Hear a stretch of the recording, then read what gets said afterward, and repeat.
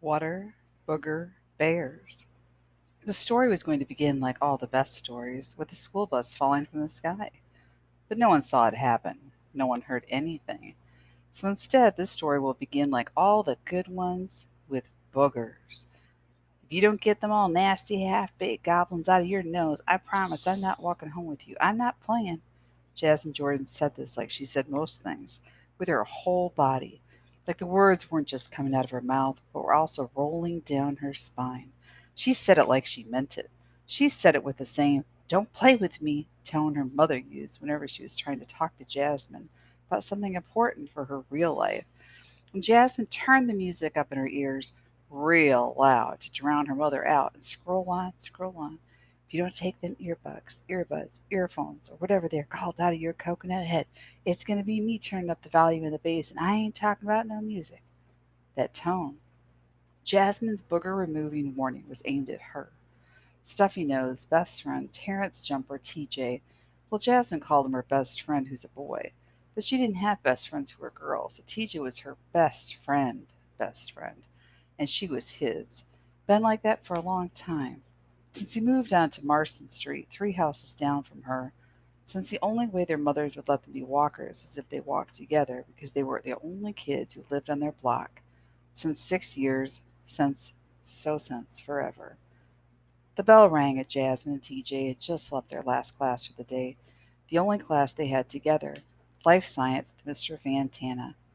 "You been back to school for 2 days. You already starting with me?" TJ spun the black lock dial confidently, like he could feel the difference in the grooves, but would know when he landed on the right numbers.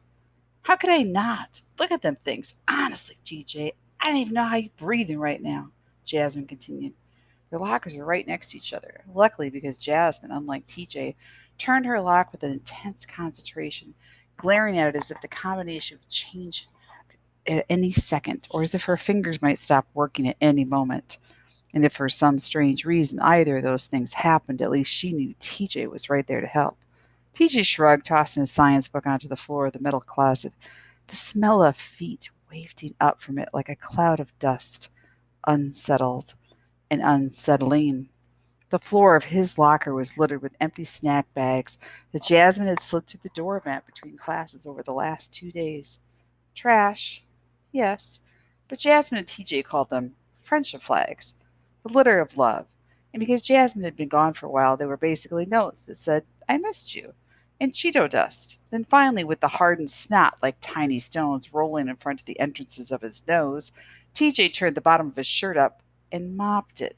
A streak of slime smeared across his lip as he swiped and pinched and dug, just enough for it to count as a dig, but not enough for it to count as digging. TJ tilted his face upward so Jasmine could get a clear line of sight into his nostrils. "Better?" he asked, half sincere, half hoping there was one more booger left, and that it was somehow making a mean face at Jasmine. Jasmine stared into TJ's nose like she was peering through a brown microscope of flesh, and she did this totally unfazed by the fact that TJ had just used his t shirt, the one he was wearing, as a tissue. And why would she be bothered? Not that it wasn't disgusting, it was. But she'd known him for a long time, had seen him do things that made boogers in the bottom of a t shirt seem like nothing more than added decoration. Booger bedazzle, a little flavor for his fashion. Had seen him use his fingers to pick gum off the bottom of his sneakers and hers. And of course, nothing would ever beat the time he clapped a mosquito dead right when it had bitten him, then licked the fly slime off his arm. That one Jasmine had dared him to do. Paid him $1 for it. Worth it for both of them. I could see straight through to your brain," Jasmine said, pretending to still be examining. "And it turns out there's a whole lot of it missing." She plucked TJ's nose. "Psych, psych, psych, psych. Nah, you good. I guess I can be seen with you now." "Whatever." Locker slam. "I mean, we all boogers anyway." "You might be a booger." Locker slam. "But me? I ain't no booger." "That's what you think." Teaching went on as they swapped backpacks. His was light, Jasmine's was packed with every class's textbook and all the world's notebooks. Makeup work, she could have carried it herself.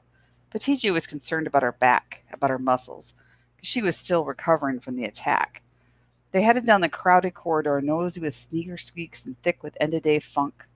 See, I've been thinking about this. Boogers ain't nothing but water mixed with like dust and particles in the air and stuff like that. How do you know? Jasmine interrupted. Knowing TJ, he could have heard this anywhere, like from Cynthia Sauer. Everybody called her Say So, who jokes 99.9999% of the time.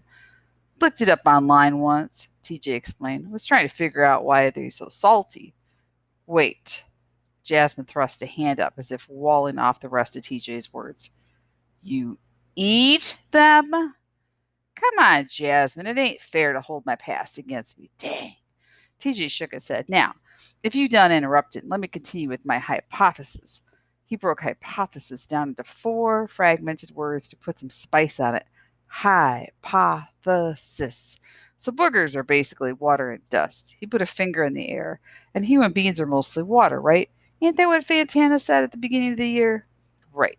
Okay, follow me. Every Sunday when we be at church, they always be talking about how God made us out of dust. TJ and Jasmine went to the same church where they sang in the youth choir together. TJ always asked Mr. Bronson, the choir director, to let him sing solos, even though his voice was all over the place. A set of wind chimes in a hurricane, and Jasmine's singing was much better. Only difference was she knew it and would never think to ask for a solo. She loved to wear the graduation robes and harmonize and sway and clap, snuggling her voice into the others like a drawer into dresser. Her mother always told her, holding a note is talent enough. Even though TJ couldn't hold a note, that definitely wasn't his talent. He could hold a conversation. So he continued, God making a man from dust and blowing breath into his nostrils and all that, right? I guess. You think God's breath stink? What? Never mind, probably not. TJ got himself back on track. So, if God made man from dust, and now for some reason man and woman, Jasmine tacked on, yeah, and woman, consists of mostly water, then basically we what? Water and dust, right? TJ was waving his hands around like he was drawing some grand equation on an invisible board.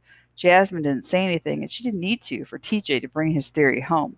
Which means, TJ concluded, and Jasmine would practically see the drum roll behind his eyes, we all basically boogers.